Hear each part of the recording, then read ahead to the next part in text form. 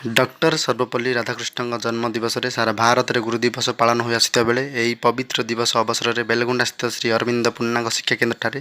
ପବିତ୍ର ଗୁରୁ ଦିବସ ପାଳିତ ହୋଇଛି।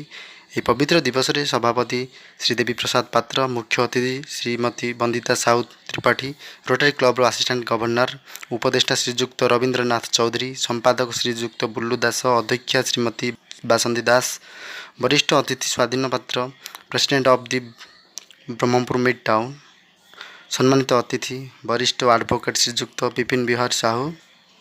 सम्मानित अतिथि श्रीजुक्त संतोष कुमार दलाई समेत अनुष्ठान मिलू भाई, सत्यनारायण भाई, स्मृति रेखा उपा, काजल उपा, रश्मिता उपा, तुलसी उपा, वर्षा उपा, बनिता उपा, ज्योति उपा, नंदिनी माउसी और शिक्षानुष्ठान समस्त छात्र छात्री उपस्थित रही पवित्र गुरुदिवस पालित होती। एमआर गुंडिचा लाइव सर्वदा घुमसर खबर उपर नजर।